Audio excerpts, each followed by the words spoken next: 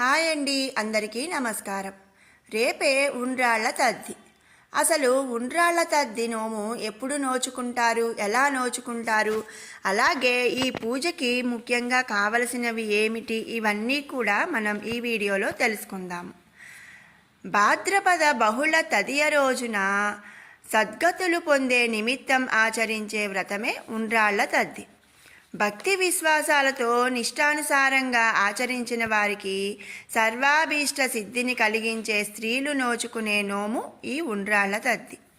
ఈ నోముకు మోదక తృతీయ అనే మరో పేరు కూడా ఉన్నది. ప్రత్యేకంగా ఉండ్రాళ్ళ నివేదన కలిగిన నోము కావడం చేత తద్ది అను మాట మూడవ రోజు తదియా అనే అర్థంతో వాడబడినది కనుక ఉండ్రాళ్ళ తద్దిగా పిలువబడుతున్నది. ఈ నోమును భాద్రపదంలో బాగా వర్షాలు కురిసే ఋతువులో పూర్ణిమ వెళ్ళిన మూడో రోజున అంటే భాద్రపద బహుళ తదియన ఉండ్రాళ్ళ తద్ది నోమును నోచుకోవాలని మన పూర్వులు నిర్ణయించారు.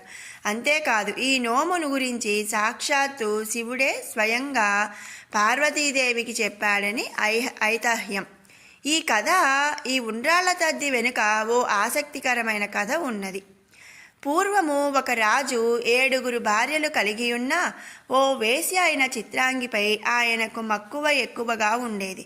ఒకనాడు భాద్రపద బహుళ తదియనాడు రాజుగారి భార్యలందరూ ఉండ్రాళ్ళ తద్ది నోమును నోచుకుంటున్నారని చెలికత్తెల ద్వారా వినిన చిత్రాంగి రాజుగారితో, నీవు వివాహం చేసుకున్న భార్యల చేత ఉండ్రాళ్ళ తద్ది నోము చేయించుకున్నావు.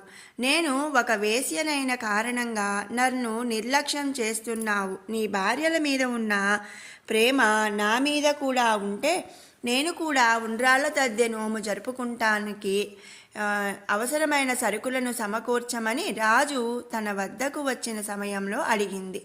రాజు అట్లే అని సరుకులను పంపిస్తాడు. ఆ చిత్రాంగి భాద్రపద తృతీయ నాడు సూర్యోదయానికి ముందుగానే నిద్ర మేల్కొని అభ్యంగన స్నానం ఆచరించి సూర్యాస్త సమయము వరకు ఏమీ భుజించక ఉపవాస దీక్ష ఉండి చీకటి పడగానే గౌరీదేవికి బియ్యం పిండితో ఉండ్రాళ్లను చేసి 5 ఉండ్రాళ్లను గౌరీదేవికి నైవేద్యంగా పెట్టి మరో 5 ఉండ్రాళ్లను ఒక పుణ్యస్త్రీకి వాయనమిచ్చి నోము ఆచరించి గౌరీదేవి అనుగ్రహాన్ని పొందినదై అలా 5 ఏళ్లు నిర్విఘ్నంగా నోము నోచుకొని ఉద్యాపన చేసిన ఫలితంగా అపవిత్ర అయిన ఆమె ఆ నోము ఫలంగా సద్గతిని పొందింది.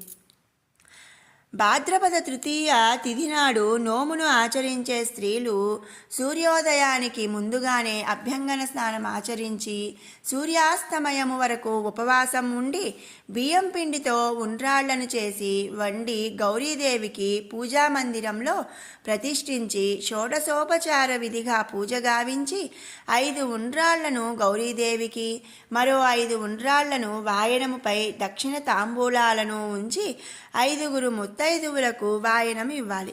ఇలా తమ తమ శక్తి బట్టి వాయనంతో చీర రవికలను కూడా సమర్పించుకోవచ్చు.